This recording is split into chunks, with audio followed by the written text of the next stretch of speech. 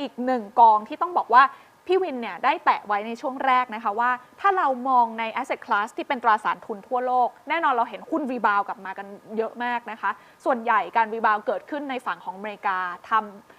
นิวไฮกันไปนะคะแต่ว่าหุ้นของตลาดฝั่งเอเชียใกล้ๆบ้านเราเนี่ยยังดูไม่ค่อยขึ้นเท่าไหร่และแน่นอนว่านี่คือสิ่งที่เรากำลังมองหาอยู่ว่าถ้าเราจะหาโอกาสการลงทุนต่อไปเนี่ยเราก็กำลังมองหาสิ่งที่กำลังจะพาเราขึ้นไปเนี่ยแหละนะคะฝั่งของเอเชียตอนนี้เป็นอย่างไรน่าสนใจขนาดไหนนะคะวันนี้เนี่ยทาง Principal ก็ได้รับเกียรตินะคะจาก Principal ที่เป็น Master Fund นะคะมาร่วมพูดคุยกันกับเรานะคะในหัวข้อ Asian Reemerging Opportunities in the New Power Game นะคะวันนี้เราจะร่วมพูดคุยกันกับคุณ Serene Chng นะคะซึ่งเป็น Senior Portfolio Manager from Principal Asset Management นะคะตอนนี้น่าจะอยู่ในสายสดจากสิงคโปร์ใช่ไหมคะมาจากสิงคโปร์ใช่ไหมคุณ Serene นะคะ so good afternoon คุณ Serene ค่ะ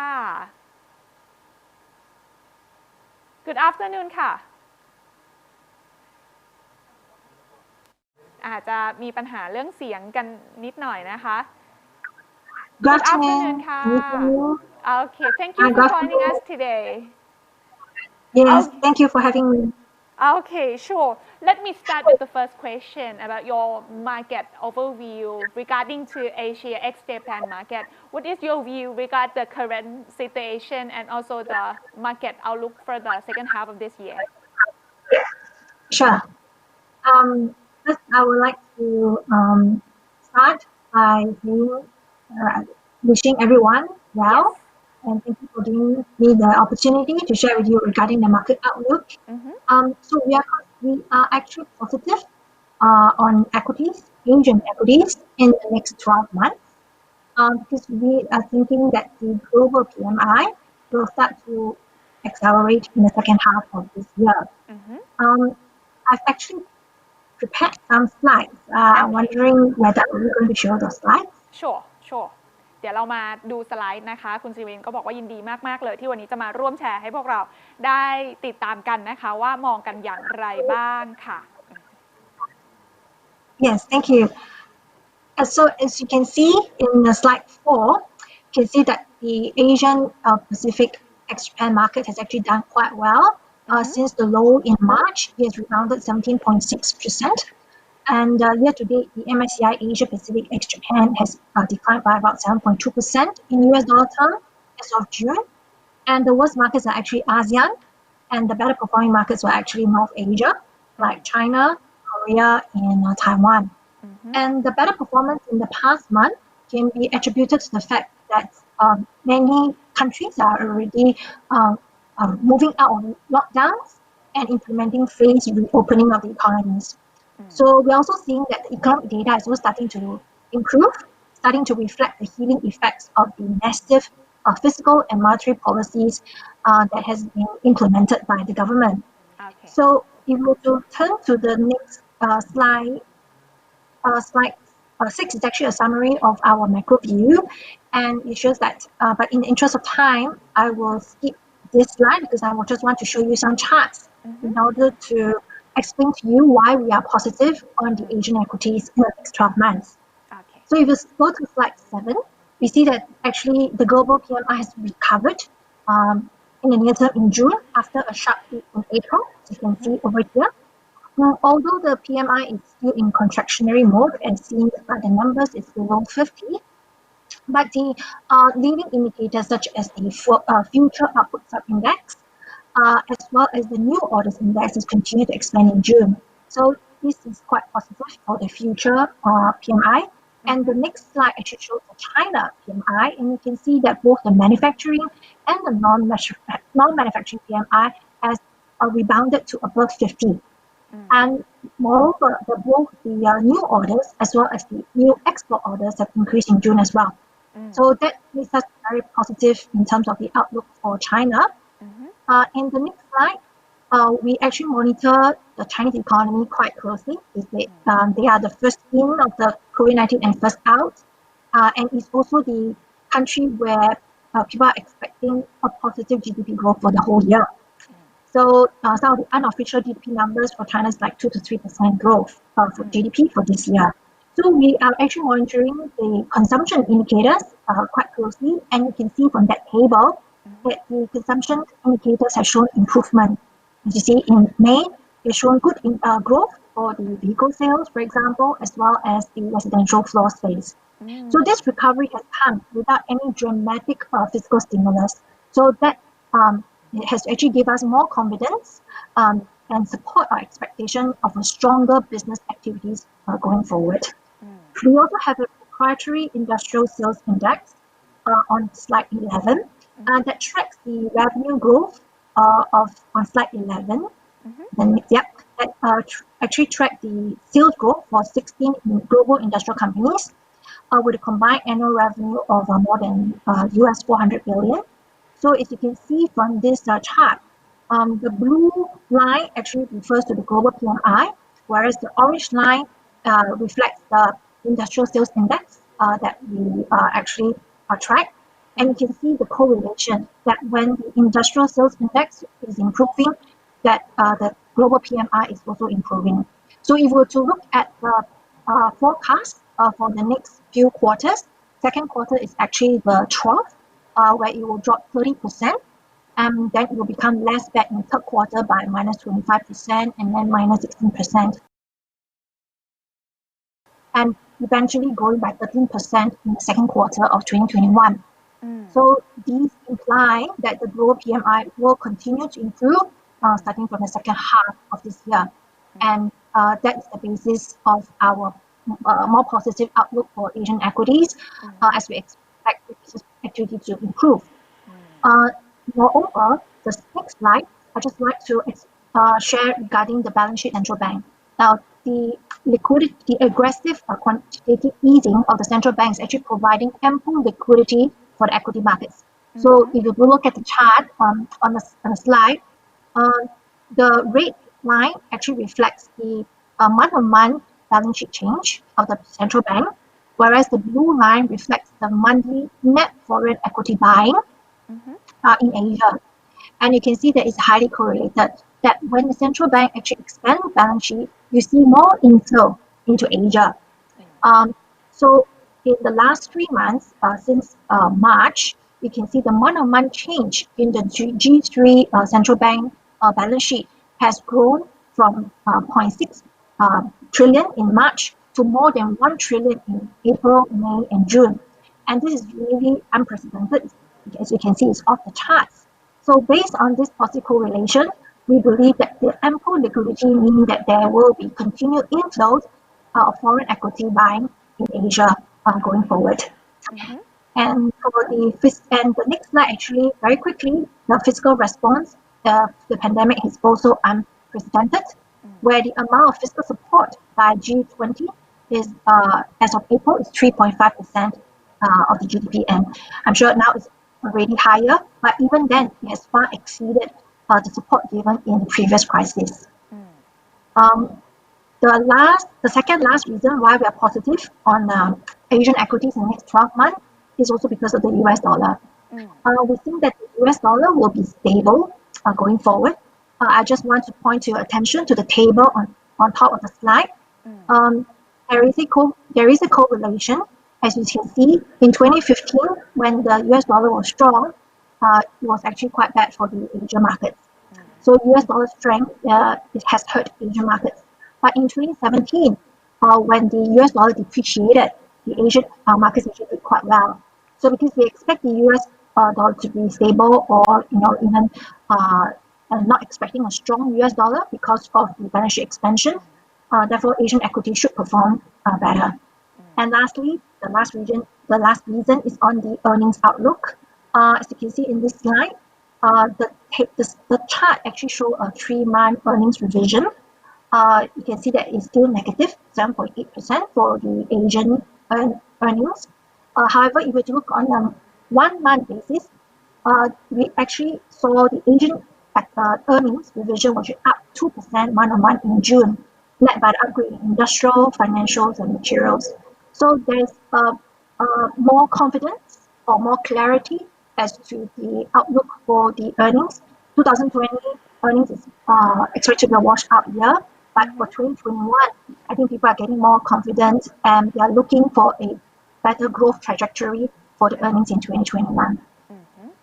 So maybe I'll stop there. Okay, sure. How about the risks that you would love to tell us that we need to be in concern for the second half? Yes. So as you can see from the next slide, there are two main concerns for the Asian equities, and the first one is the COVID-19 situation. Of course, we are still, increasing number of new cases of COVID-19 rising again in the various parts of Asia, like in Japan, in Australia, in Hong Kong, in India is rising. So this second wave of infection can affect the pace of the economic recovery. However, we recognize that there's this risk of COVID-19 situation deteriorating in some countries, but we see or we expect more targeted measures being taken down now instead of countrywide lockdowns. And the countries are actually more prepared now versus the time in March. And the lower death rate arising from the virus, as well as possible vaccines that may be coming in the next 6 to 12 months, or even earlier, are reassuring factors. So that's the first risk for the Asian equities. And the second one is, of course, the US-China trade tension that we talked about before. So this is something that we are monitoring closely, as any further deterioration could affect the sentiment towards the market and could lead to a sell-off. Okay, thank you. Let me just summarize a bit for our Thai audience here. ต้องบอกว่าถามคุณซีรินก่อนนะคะว่าเขามองตลาดเอเชียยังไงกันบ้างนะคะก็สั้นๆเลยค่ะ Principal เนี่ยค่อนข้างมีมุมมองเชิงบวกกับการลงทุนในภูมิภาคเอเชียต้องบอก X Japan นะคะเมื่อเรามองในภูมิภาคนี้ก่อนนะคะเพราะว่าอะไรเพราะว่าประเด็นเรื่องของแน่นอนเราฟื้นตัวเร็วกว่านะคะทั้งในเชิงของ PMI ที่เป็นตัวสะท้อนนะคะว่ากลับมาได้เนี่ยค่อนข้างดีและโดยเฉพาะอย่างยิ่งจากพี่ใหญ่ของจีนนะคะแล้วก็ตัวเลขทางการเงินหลายๆด้านเนี่ยในเชิงของภาคสถาบันการเงินธนาคารกลางเองที่พยายามอัดฉีดประคับประคองเศรษฐกิจก็ยังมีมาอย่างต่อเนื่องเพราะฉะนั้นเรื่องของสภาพคล่องเนี่ยไม่ได้เป็นปัญหานะคะแล้วก็ทาง Principal เองเนี่ยยังมีมุมมองเชิงบวกกับการฟื้นตัวของผลประกอบการหรือว่า earnings ในปีนี้ปีหน้าช่วงที่เหลือของปีนี้คือและง่ายว่าเราน่าจะผ่าน bottom กันไปแล้วนะคะแล้วก็เรื่องของ valuation เนี่ยยังถือว่าน่าสนใจอันนี้ตรงกันกับที่พี่วินได้ฉายภาพให้เราฟังไปเมื่อกี้แต่ถามว่ากลัวประเด็นไหนเป็นพิเศษหรือเปล่าแน่นอนเรื่องของการกลับมาของโควิด -19 อันนี้ก็ยังเป็นประเด็นที่ต้องกังวลนะคะแต่ก็อย่างที่บอกไปว่าเอเชียค่อนข้างทำได้ดีถ้าเปรียบเทียบกับภูมิภาคอื่นๆนะคะแล้วก็เราเตรียมตัวมาดีนะคะเดทเรทก็ค่อนข้างต่ำด้วยกับอีกประเด็นหนึ่งที่เป็นความเสี่ยงก็คือเรื่องของความตึงเครียดระหว่างจีนกับสหรัฐอันนี้ก็เป็นสิ่งที่เราต้องมอนิเตอร์กันต่อไปนะคะทีนี้ถ้าเราเห็นแบบนี้แล้วว่าโอกาสในภูมิภาคเอเชียยังมีอยู่เนี่ยธีมการลงทุนนะคะในเอเชียหลังโควิดหลังจากนี้จะเป็นยังไงกันบ้างเดี๋ยวที่น่าถามคุณซีรีนให้ฟังกันต่อนะคะคุณซีรีนคะ we love to ask about the in your investment theme after COVID-19 how it's going to be changed and what is your main theme for second half of this year Sure. I'll be happy to share with you. Yeah. So how does the world look like post-COVID-19? I'm sure all of us have questions on how long we're going to be living in this current environment and will life ever be the same again. But there's definitely going to be a change in our lifestyle, in the way we work, we live, and we play. So we do not know what the duration of this pandemic or when the vaccine will be available. As a saying though, change is the only constant thing in life. So, and all this while, we have been adapting to change. And in this COVID-19 environment, it is no different. We are adapting to a new way of living, working, and playing. So, for example, even though we are not able to meet physically here, we are able to meet virtually to talk to all of you guys, and that's a great privilege. And we cannot go to work, so we work from home and we study from home. So I would like to share some of the structural changes that we may see in certain industries and our thoughts on how our lifestyle will change along with the investment implications. Yeah, sure. Yes, so if we could show the slides again, that it might be easier for us to understand and explain. Okay. Today I will talk about life trends. of which the development of 3 is actually accelerated by the pandemic, and 2 are already much talked about before the pandemic. Okay. But we think that you'll actually see an inflection point in the next 12 to 18 months. And this will also give you some flavor of how the fund is actually positioning in terms of the teams. So let's start with slide 20. Uh-huh. And that's the thing that we're Sorry, going that has I think we have some technical problem with the slide ขอสไล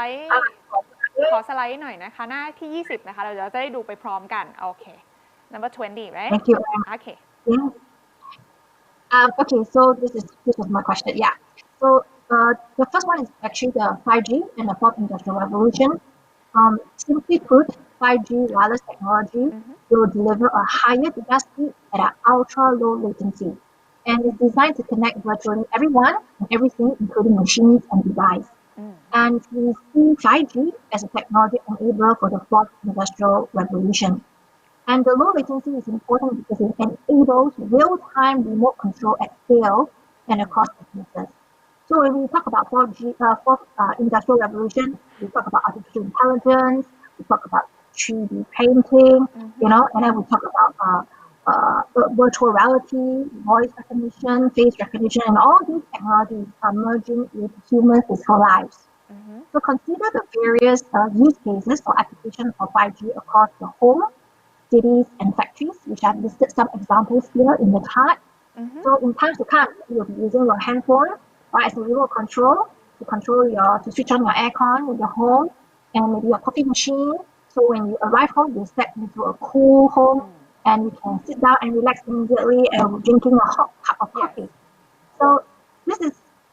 what we envisage in the future. And we believe that we are at the inflection point in the next 12 to 18 months as various countries start to roll out in 5G, especially in China. So in the pandemic, we believe that there are many adoption of these applications or use cases of 5G technology to accelerate. And in the previous slide, I have listed a few examples in the diagram, such as like cloud gaming, telemedicine, autonomous cars, etc. So for example, this pandemic has accelerated the shift to digital, with many turning to e-commerce or ordering food online as movement is restricted. So as limited human contact is the way to stop the spread, many online retailers and delivery companies have used like drones or robots, or testing out self-driving delivery vehicles to actually deliver the food during this season. So we've seen that being used widely in China already. So I believe that there will be more of such use of robots in delivery and logistics as countries develop smart cities. So maybe I would then talk about the implication for this team then. There will be a lot of, I'm still slide 20, so there will be a lot of need to upgrade the network infrastructure and end devices from 4G to 5G. So many critical components will be needed, and that's why we think that the semiconductor and the related supply chain would be beneficiary of this, as the number of connected sensors and computing devices continues to grow. So before I move to the next trend, I'm not sure how many of you audience have actually used Lazada or Shopee more often than ever since the COVID-19 outbreak, or ordered food more often than ever from Grab. Or how many of you have played games more often than before on your phone than before COVID-19? Or how many of your children have enrichment classes or music classes online? So although I cannot see your hands, but I'm sure that there are quite a few hands raised. Yes. And so that leads me to the second theme, which is a less social world. When we think about how COVID-19 has changed our life, really we have seen changes in shopping habits, doing more things online, buying things online, e-commerce, and that leads to a wider adoption of e-commerce, even for groceries. And I actually included a chart here that shows the proportion of total retail sales has been contributed by e-commerce. And if you look at Singapore, that is where it has shown the sharpest increase. In May 2020, 24.5% of total retail sales is actually e-commerce, as we could not, go out of the house to do shopping when the retail shops are closed. And in fact, the C Limited CEO said that the coronavirus crisis is driving a step change in the growth of digital economy globally, materially accelerating the shift to online lifestyles that's broad, deep, and irreversible. And we agree with that view because uh, many of us, as I mentioned, we have turned to our phones more often than not to do e-commerce to buy things. And somebody once told me that it took 6 weeks to form a habit, and now it's a bit more like a habit already. To kind of first thing to do is to refer to the phone. So as people get more comfortable, I think this trend will continue. And many retailers as well has accelerated the development of digital platforms and engaging customers through e-commerce platforms. So where we cannot go to them, they come to us through live streaming or through different digital channels to try to sell things, right? So like during live streaming, key opinion leaders will live stream their comments regarding the products that they're actually selling, and they are able to answer the questions of the customers on the spot. And the customer at the same time, without leaving the live streaming screen, can order on the spot. So this is really accelerating the development of e-commerce or the penetration of e-commerce, especially in China. And I think that across Asia, it will also start to take over. And the next one that I would like to talk about is also the acceleration of future trends such as telehealth and online education. And I expect this to continue. If you look at this this chart, there is a survey done by Bain and Company where many participants indicated that they will use telemedicine, like online consultation or buying drugs online somewhere in the future. But we believe that this future has been brought forward by many years because of COVID-19. And if you were to look at the quote that I have included by Ping An Good Doctor, who actually does the online consultation in China as well as sell drugs, that COVID is an unprecedented opportunity for people to get used to medical consulting, to change their habit and the perception of online platforms. And indeed, the Ping An Good Doctor has seen multiple folds increase in the number of registered new users as well as online consultation. So we have seen that France and Korea have changed regulations to ease the access to telemedicine. When I spoke to some Australian health hospital chain, they also talk about one of the structural change that has been brought forward by many years is actually telemedicine or telehealth. So I think that this trend will continue, and the adoption of telehealth is likely to be brought forward by many years and continue to accelerate around the world. One of the reasons also because of aging population, as telemedicine actually saves these patients with chronic disease the hassle to wait at the clinic to queue to consult the doctor for the same management advice as well as medication. And the next trend is actually on telecommuting. We expect the proportion of people working from home to actually increase compared to pre-COVID-19. I have included a survey done by Gartner, and over here it's shown that 74% of the companies surveyed actually say they will move at least 5% of their previously on-site workforce to permanent remote working. So this, together with the shift to online lifestyle, will have negative implications for commercial, like office as well as the retail landlords, because now companies will not need as much space as before, as most of their workforce are working. More of the workforce are working from home,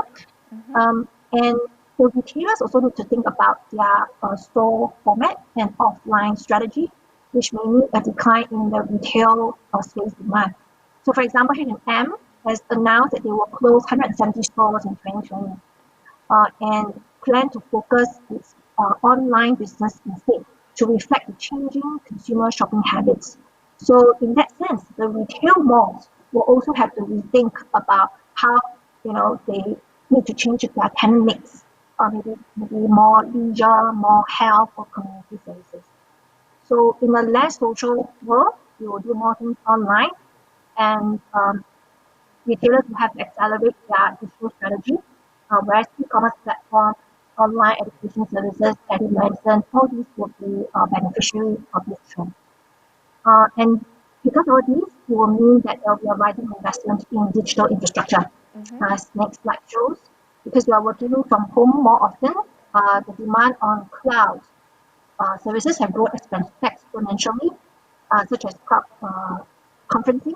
and this has benefited many data centers because demand surge in order to expand capacity and improve the connectivity. So we think that these trends are what we're seeing now is not a short-term effect. In fact, we think that it will continue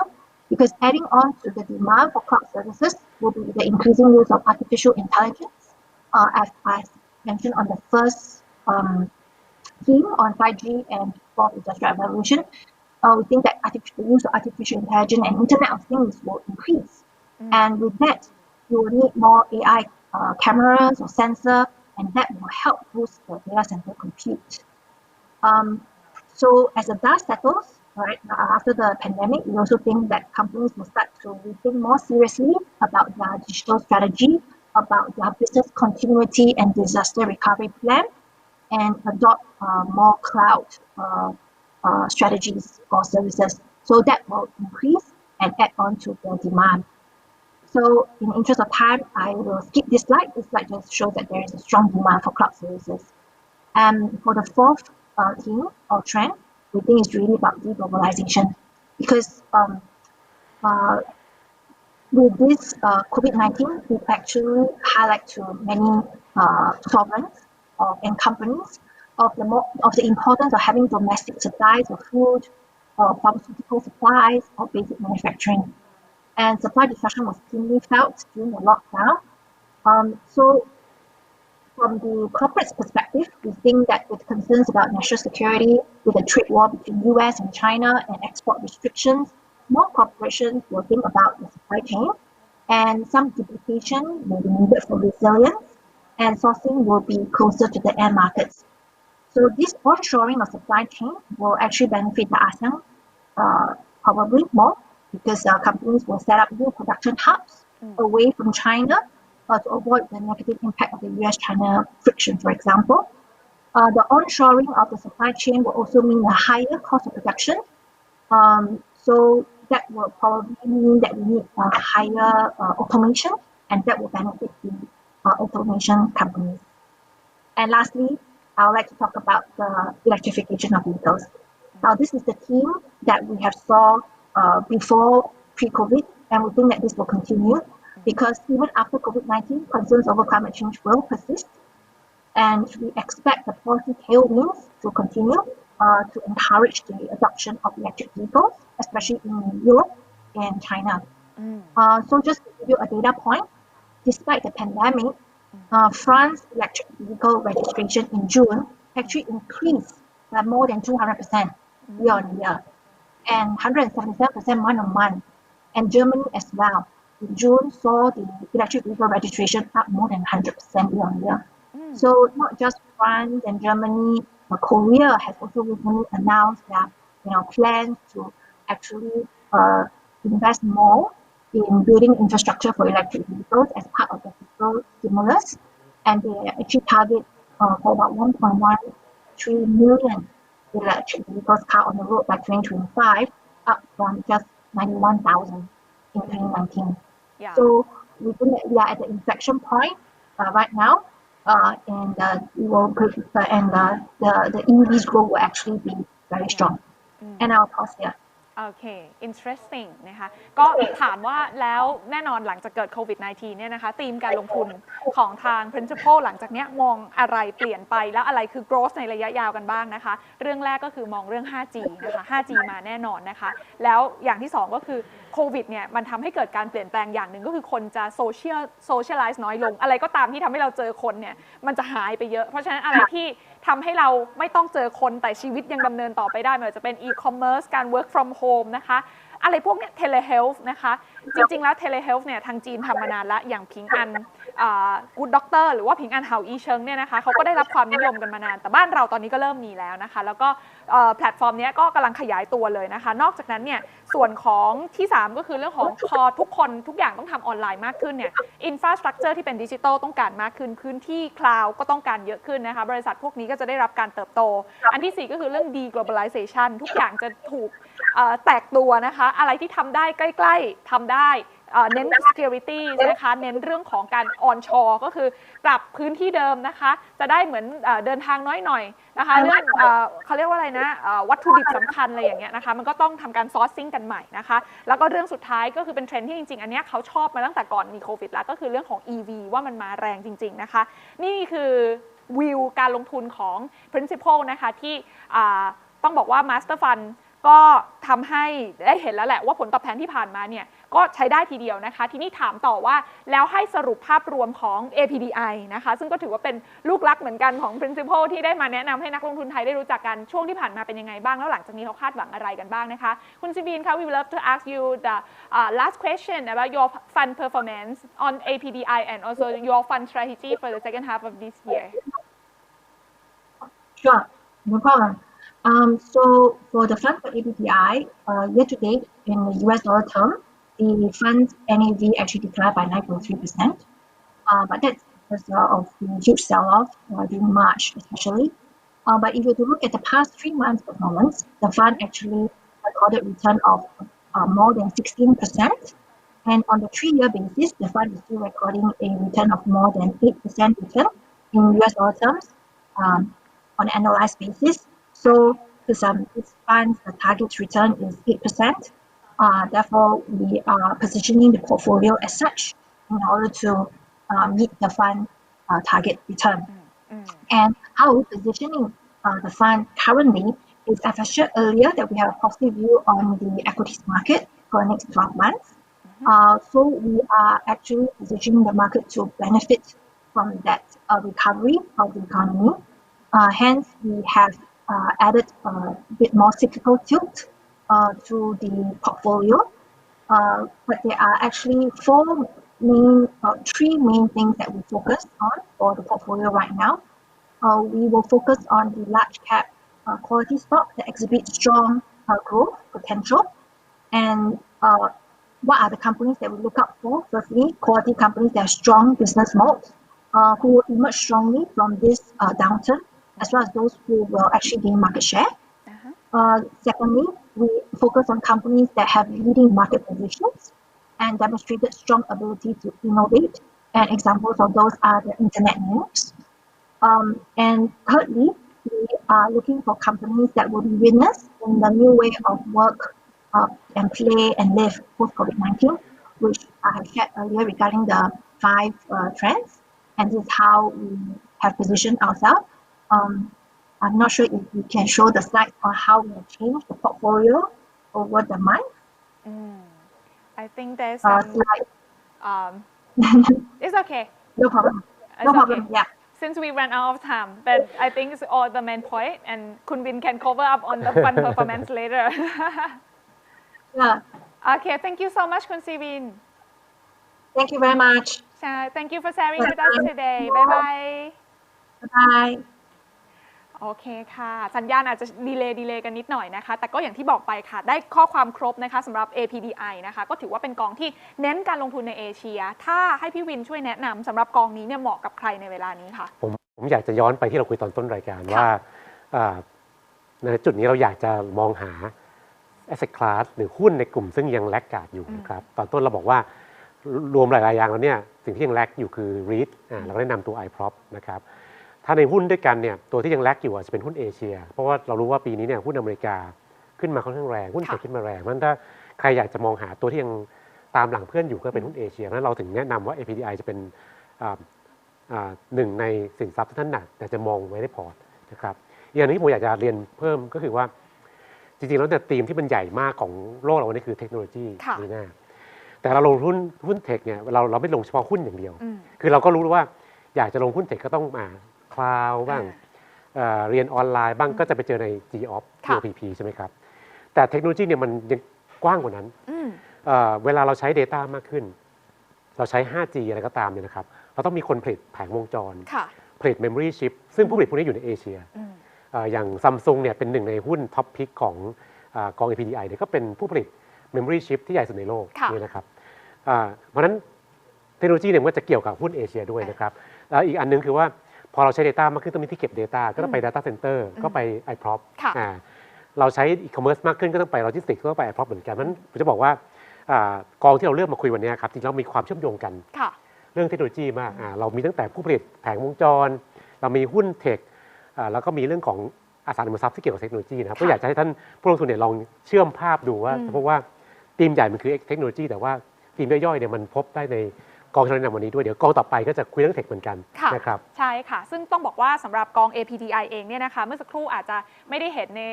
ในส่วนของ performance แต่ว่าสอบถามได้นะคะเดี๋ยวเรามีข้อมูลขึ้นให้ดูย้อนหลังนะคะแต่ทีนี้เนี่ยถามนิดนึงว่าในส่วนของ strategy เป็นอย่างไรนะคะซึ่งเมื่อสักครู่เนี่ยคุณซีวีนเขาเล่าให้ฟังแต่ไว้นิดนึงว่าอย่างที่พี่วินเล่าไว้เลยว่าเขาเนี่ยมีลงในแบบต้นทางอย่างพวกบริษัทชิปอิเล็กทรอนิกส์พวกนี้คือถ้าสมมติว่าใน long term แล้วเนี่ยพวกเทคมาดิจิตอลมาเนี่ยของพวกนี้มันก็ต้องใช้นะคะถูกไหมคะซึ่งของพวกนี้บริษัทที่เขาเลือกลงทุนก็จะอยู่ในเนี่ย APDI ก็ไปทำการคัดสรรมานะคะและที่สำคัญที่เขาเน้นอีกมิติหนึ่งก็คือจะเหมือนกับของทาง Morgan Stanley เลยก็คือณปัจจุบันเนี่ยก็คือเน้นบริษัทที่มี quality growth บริษัทที่แข็งแรงอยู่แล้วนะคะแล้วก็ใหญ่อยู่แล้วมีโอกาสกิน market share เพิ่มเติมมีโอกาสเป็นผู้นำในอุตสาหกรรมนี้ก็จะเป็นสิ่งที่เขาเลือกมาในพอร์ตผมเสริมนิดเดียวว่า APDI เนี่ยตัว strategy ในช่วงครึ่งปีหลังก็คือพยายามจะโฟกัสที่บริษัทในเอเชียที่ได้ประโยชน์จากการบริโภคในประเทศเพราะว่าเราก็รู้ดีว่าเอเชียเนี่ยดูแลเรื่องโควิดได้ดีมากดีกว่าฝั่งอเมริกายุโรปใช่ไหมครับเพราะฉะนั้นถ้าก็เหมือนเมืองไทยเราครับถ้าเราเชื่อว่าเอเชียจะฟื้นได้ก่อนเพื่อนก็จะเลือกบริษัทซึ่งพึ่งพาการบริโภคในประเทศอย่างบริษัทที่พึ่งพาการบริโภคของคนจีนเองหรืออินโดนีเซียหรืออินเดียก็ตามนะครับนั่นเรื่องหนึ่งคือเรื่องของ domestic consumption อันที่2คือเป็นเรื่องธีม onshoring ที่พี่คุณซีรีนเกริ่นคือว่าสงครามการค้าจริงๆแล้วมันกระตุ้นให้ผู้ผลิตเนี่ยพยายามจะจัดการกันในประเทศตัวเองมากขึ้นก็คือแทนที่จะไปเอาซอร์สไปต่างประเทศก็ผลิตในประเทศตัวเองมากขึ้นซึ่งตรงเนี้ยเอเชียได้เปรียบเพราะว่าแรงงานเราไม่แพงเท่าในฝั่งยุโรปอเมริกาแล้วก็เทคโนโลยีเราก็ไม่แพ้ใครเหมือนกันเพราะฉะนั้นผมคิดว่าทั้ง2ธีมครับเรื่องของ domestic consumption กับเรื่องของ onshoring เนี่ยจะเป็นธีมหลักที่ทำให้หุ้นเอเชียเนี่ยจะมาแรงในช่วงครึ่งปีหลัง